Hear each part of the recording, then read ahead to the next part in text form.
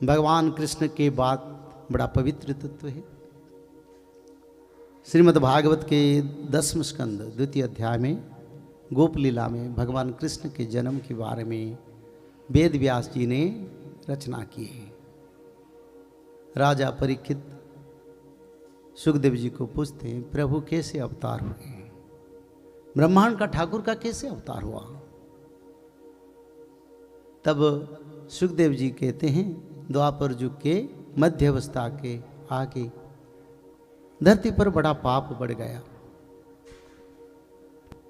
असुरों का प्रभाव से धरती पर बार बार कंपन आ गया।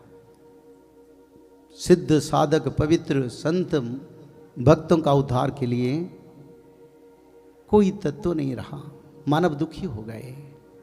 असुरों का अत्याचार बढ़ गया। लोग मांसाहारी बन गए। दुर्बल पर सबल का अत्याचार बढ़ गया। और एक दिन का बात है, धरती माता आके ब्रह्मदेव को बोले प्रभु, ये धरती का भारा बहुत बढ़ गया। धरती का भारा बढ़ गया और प्रभु, मैं धरती का भारा को संभालने के लिए लायक नहीं हूं। मेरे मुंह से खून बह रहा है, तो मैं धरती का भारा रक्षा नहीं कर पाऊंगा। आप अगर उसका कोई कुछ ना करे तो धरती पर मैं नहीं रहूंगा और धरती का विनाश हो जाएगा। तब ब्रह्मदेव ने बोले, माता क्यों? ना धरती पर इतना पाप बढ़ गया, मैं भारा नहीं संभाल पाता हूं। जैसे आज धरती पर भारा बढ़ गया, भूकंप होता है। भूकंप क्यों होता है? ना धरती माता कभी सर पर, कभी कंधे पर, कभी इस कंधे में ऐसे ऐसे जब बदलाता है तब कंपन आता है। तो उसी समय भी ऐसा हुआ था। तब ब्रह्मदेव ने बोले, ठीक है माँ, तुम समय को इंतजार करो और हम प्रभु से प्रार्थना करते हैं, उनका अवतार का समय शायद आ गया। तो ब्रह्मदेव ने शंकर भगवान, सभी देवता, ऋषि मुनि सबको बुलाया। बोले, धरती पर पाप बढ़ गया और भगवान का अवतार जरूरी है, तो इसलिए सब जाके हम खीर समुंदर के किनारे भगवान का प्रार्थना करेंगे। तमादिदेव पुरुषः पुराणस्तमस्य विश्वस्य परम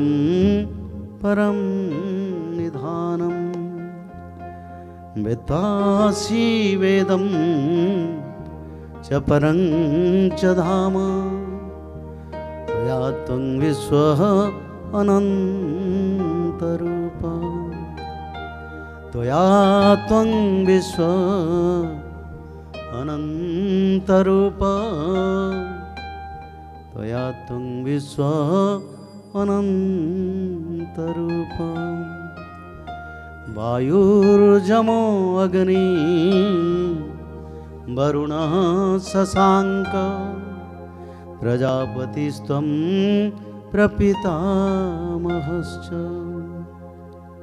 प्रजापतिस्त्वं प्रपितामहश्च प्रजापतिस्त्वं प्रपितामहश्च नमो नमोस्तेस्तु सहस्रकृत्य पुनश्च भूयोऽपि नमो नमस्ते। बोले आदि ब्रह्म सनातन की जय। ब्रह्मदेव ने बोले, हे आदिदेव, हे देवादिदेव, हे निराकार, हे साकार, हे आदि विष्णु सनातन, आप ब्रह्मदेव का प्रपिता हो, शंकर भगवान का सृष्टा हो, अनंत कोटि ब्रह्मांड का सृष्टि की है। पंचभूत तत्व आपसे उत्पत्ति हुए हैं और धरती पर विनाश हो रहा है। प्रभु, असुरों का प्रभाव आप अवतरित हुए, पर बहुत समय गुजर गया, प्रभु नहीं सुने। तब ब्रह्मदेव बड़ा दुखी हो गए, शंकर भगवान से विचार करें। तो शंकर भगवान ने बोले, ब्रह्मदेव, हम ज्ञान मार्ग से भगवान को प्राप्ति नहीं कर पाएंगे। देखो, अष्टादश पुराण सारे शास्त्रों में कोई ज्ञानी लोग भगवान को प्राप्त करना मैंने नहीं दिखा हूं, पर ऐसे आप जैसे सरल मानव सांसारिक जीवन में रहते रहते भगवान के प्रति पूर्ण विश्वास पवित्र भजन माध्यम से भगवान को प्राप्त किए। कोई गुरु ने भगवान को प्राप्ति करवाया नहीं शिष्यों को, क्योंकि मैंने नहीं देखा हूं। गुरु मार्ग तो ज्ञान मार्ग है, भक्ति मार्ग सबसे बड़ा मार्ग है। तो इसलिए ध्रुव प्रहलाद कोई गुरु नहीं किए थे, पर उनको वैकुंठ स्वर्ग मिल गया। और पांडव ने भगवान को गुरु नहीं किए थे, पर पांडवों ने राज चक्रवर्ती बन गए। सबरी ने कोई गुरु नहीं किया था, विश्वास में था एक दिन प्रभु आएंगे मेरा, और जरूर प्रभु आएंगे। और ऐसा समय आया जिस दिन सबरी के घर को प्रभु आए खुद। सबरी जैसा भाव होना चाहिए, क्योंकि भगवान भाव से प्यारा है। इतना बड़ा भोग दान करना, मथा टेकना, सब कुछ दान करते जाओ, पर भाव नहीं तो भावग्राही का कहाँ मिलेगा। तो इसलिए सबरी जैसा जो अस्पृश्य है, जिसको छूते नहीं कोई, पर भगवान राम ने उनका झूठा खाया। बाली बड़ा प्रतापी था, असुर जैसा उनका व्यवहार था, पर भगवान के साथ सत्संग हो गया। भगवान ने उनको खुद सर संधान करके उनको सर्विद किया। फिर भगवान राम ने बोले, बाली तेरे को मैं जन्म दे दूंगा, कोई बात नहीं, क्योंकि तुम्हारा सभी पाप आप धो गया, अब पाप नहीं है। पर बाली क्या बोला? बोले प्रभु नहीं नहीं, मेरा और जन्म नहीं चाहिए, मैं जीना नहीं चाहता हूं, मैं आपको दर्शन करता हूं। अनंत कोटि ब्रह्मांड चतुर्धा मूर्ति को नारायण तनु त्यागे, जो स्तोत्र में लिखा है, आज नारायण मेरे सामने है और मेरा मृत्यु हो रहा, इससे बड़ा संजोग हो क्या होगा प्रभु? मेरे को नहीं चाहिए जीवन धारा, क्योंकि प्रभु आपको दर्शन करके जीवन को सार्थक करूंगी। तो विश्वास और भक्ति दृढ़ता भाव अगर है, भगवान कुटिया में जाके पहुंच जाते हैं। हमारी त्रिकाल संध्या में बहुत सारे भक्त हैं, जो भक्त लोग भगवान को खिलाते हैं, खिचड़ी खिलाते हैं, लड्डू खिलाते हैं, प्रसाद खिलाते हैं, उसका प्रमाण है अभी इस युग में, क्योंकि भाव का भगवान प्यारा है। तो इसलिए अगर भाव रहेगा, एक ना एक दिन राम आएंगे और उद्धार भी करेंगे। अति प्रेम पवित्र नाम भगवान चैतन्य महाप्रभु बोले, नाम भजन, नाम भजन से भगवान का प्रकाश होता है। तो ऐसे नाम भजन करो जिस नाम से देवता भी नचेंगे। मानव तो नचता है और देवता भी नचेंगे। संसार ब्रह्मांड स्वर्ग मर्त्य पाताल सभी आनंद हो जाएंगे। तो इसलिए भगवान को पाना एक तत्व है, भक्ति भाव समर्पण और नाम भजन। कृतयते ध्यायते विष्णु त्रेतयम जोगते मखः द्वापरम परिचार्ययम कलौ तत् हरि कीर्तनात्। भगवान कलयुग में नाम कीर्तन करना, हरे नामेव केवलम। भगवान का नाम के सिवा और कुछ नहीं। आदि गुरु शंकराचार्य ने बोले भगवान के नाम के सिवा और कुछ भी नहीं। सत्कर्म करो, सत्य चिंता करो, सत्संग करो, नाम भजन करो। तब ब्रह्मदेव को भगवान शंकर ने बताए, बोले भक्ति भाव से प्रभु का भजन करेंगे। सब भक्ति से, जैसे आप नच रहे थे खीर समुद्र के तट पर, सभी देवता सब नचने लगे, भजने लगे। तो भगवान आनंदित हुए, बोले मेरे भक्त मेरे को बुला रहा है, मैं जाऊंगा। तो भगवान सनातन ने ब्रह्मदेव को बोले, ब्रह्मदेव मैं अवतार लेने की समय आ गया। वो ये पहले से निश्चित है, मैं देव की वसुदेव की घर में जन्म होऊंगा, पर बंदीशाला में मेरा जन्म होगा। 16 सहस्र गोपी सत्ययुग से इंतजार में उनको उद्धार करूंगा और असुर बल को निपात करके धरती पर सत्य, शांति, दया, क्षमा, मैत्री को प्रतिष्ठा करूंगा। तो समय आगे आ रहा है। और ये भी बोल दो, जो देवता लोग चाहते हैं, जो सिद्ध साधक चाहते हैं मेरे लीला में भाग लेने के लिए, वो भी जाके मधुपुरी और ब्रज में जन्म हो जाए। जब भगवान आते हैं उससे पहले उनका भक्त आते हैं। कल की भगवान से पहले कल की भगवान का भक्त आ गए। पांचों पांडव ने जन्म हो चुके हैं, सप्तरथी ने जन्म हो चुके हैं और सारे देवता धरावतरण कर चुके हैं। धर्म संस्थापना बड़ा करीब समय है। तो इसीलिए सब भजने लगे। भगवान ने बता दिया, पर इंद्र ब्रह्मदेव ने सारे देवता को बोले जाके तुम ब्रज में, मथुरा में और मधुपुरी में जन्म हो जाओ, क्योंकि प्रभु जा रहे हैं। तो ऐसे समय पर माता देवकी और वसुदेव का विवाह प्रभु के माया से सृष्टि हो गया, क्योंकि प्रभु का इच्छा होता है तो होता है ना। सूरसेन के वंश में सूरसेन के पुत्र उग्रसेन है। उग्रसेन के जो भाई, उसका नाम देवक है और उनके एक बेटी था जिसका नाम माता देवकी है, जो हर युग में प्रभु का माता बनते हैं। हर युग में, ऐसे नहीं एक युग में। कश्यपादिति महातप किन्ना तिन्ना में जानू पुरवर दिन्ना। श्री राम जय राम जय जय राम। श्री राम जय राम जय जय राम। बोले श्री जगन्नाथ स्वामी की जय। जो कश्यप अदिति थे, वो कई 100 दिव्य वर्ष तपस्या किए थे और भगवान को पुत्र रूप से प्राप्ति करने के लिए भगवान ने उसको वर दिए थे। इसके कारण हर युग में माता देवकी और वसुदेव प्रभु के पिता के रूप में आते हैं और प्रभु का कार्य करते हैं, धर्म संस्थापना कार्य को आगे लेके जाते हैं। तो इसीलिए उसी समय भी वही हुआ। वसुदेव के साथ देवकी माता का विवाह स्थिर हुआ।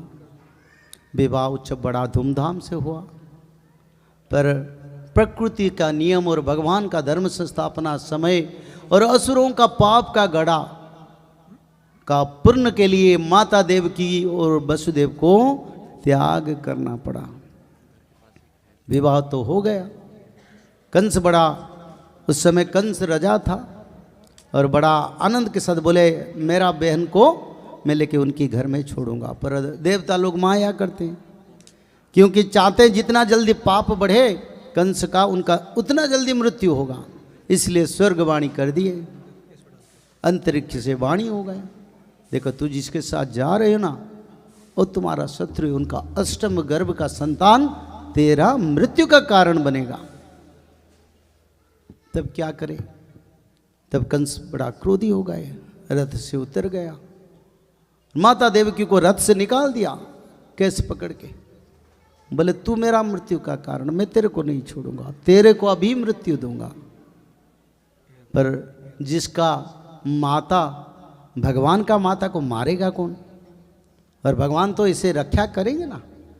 तो वसुदेव ने बोला देखो तू तेरा बहन को क्यों मारोगे, वो तेरा बहन है, हाँ तुमको चाहिए तो सारे 8 संतान मैं तेरे को दे दूंगा, पर उसको मारने से क्या लाभ मिलेगा?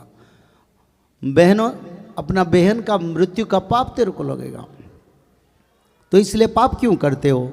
तुमको चाहिए उनका अष्टम गर्भ तक सारे संतान में दे दूंगा। तब कंस का विचार में आया ठीक बोल रहा है, अगर बोल रहा है तो। और वसुदेव ने सत्य करके त्रिवार बोले मैं सत्य करता हूँ, क्योंकि मैं जो बोलूँगा उसमें झूठा कुछ नहीं होगा। तो ऐसे उन्होंने छोड़ दिया और पहला संतान हुआ तो वसुदेव ने आके समर्पण किया कंस के सामने। कंस बोले ये तो मेरा शत्रु नहीं है, मैं इसको क्यों मारूंगी, मेरा क्या लाभ है? मैं तो अष्टम गर्भ संतान को मारूंगा। फिर देवता लोगों ने विचार करके नारद महामुनि को भेज दिए, बोले जाओ, जितने जल्दी वो मारेगा 8 संतान को तब कृष्ण आएंगे और तब धर्म संस्थापना होगा और देवता लोग सुरक्षा होगा, मानव लोग सुरक्षा होगा। तो नारद महामुनि ने कंस को जाके बताया, देखो तुम जो शांति में सोए हो ना, नींद तेरे को आ रहा है, अरे नींद क्यों आ रहा है? तेरा मृत्यु आ रहा है। देवकी का अष्टम गर्भ का संतान तेरा मृत्यु का कारण है, तू शांति में कैसे सो रही हो? तो सब कुछ बताए तो कंस फिर क्रोधित हो गया और जाके फिर पहला संतान को माता जसोदा से, माता देवी से लाके सिड़ा पर, पत्थर पर उनको वो प्रहार करके उनको मार दिया। ऐसे 6 संतान को मार दिया। और उसका बाद फिर सप्तम संतान बलराम रहे, क्योंकि प्रभु के बड़ा भाया। तो प्रभु ने जोगमाया को बुला के बोले, माँ तुम जाके रोहिणी माता का गर्भ में इस गर्भ को स्थापन करो। कैसे? आकर्षण शक्ति में। इसीलिए संकर्षण नाम रहा, आकर्षण के कारण। और माता योगमाया को बोले, कलियुग में दुर्गा रूप में, काली रूप में, श्यामांगी रूप में, चंद्रघंटा के रूप में, ऐसे कई रूप में तेरे को कलियुग में भक्त लोग पूजा करेंगे। पहले से तेरे को वर देता हूं, तू ये मेरा काम कर दे। भगवान भी कभी रिश्वत देते हैं, वो भी जोगमाया को, राधा रानी को, क्योंकि जोगमाया तो राधा रानी है, अलग कोई नहीं है। माँ च ब्रह्म स्वरूपा जा मूल प्रकृतिश्वरी नारायणी इति विख्याता विष्णु माया सनातनी राधा वसुंधरा संग स्वामी माधव। राधा रानी का स्वामी माधव है और सनातनी योग माया गायत्री से ही राधा रानी है, वही है, कोई अलग नहीं है। बोले माँ तेरे को बड़ा पूजा मिलेगा कलयुग में, हर जगह पर तेरा मंदिर बनेगा, तेरे को बलि पूजा मिलेगा, पूजा मिलेगा, पर ये काम कर दे। तो योग माया ने आकर्षण शक्ति से, योग माया तत्व से माता रोहिणी के गर्भ पर बलराम को स्थापन कर दिए। और उसका बाद माता योग माया माता यशोदा की गर्भ में गर्भस्थ हुए, क्योंकि माँ सुभद्रा आएंगे योग माया रूप से। और उसी समय भगवान माँ के गर्भ पर रहे और अष्टम गर्भ हो गया। समय परिवर्तन की ओर जा रहा है। और उसी समय देवता लोग भी विचार कर रहे हैं, ब्रह्म लोग भी विचार कर रहे हैं, प्रभु आएंगे, प्रभु का कैसे स्वागत किया जाएगा, प्रभु का कैसे अभिवादन किया जाएगा। तो इंद्रदेव ने बोले, पवन देव आप जाके बंदीशाला में चंदन की महक लेके बहो, ताकि मेरे प्रभु आ रहे।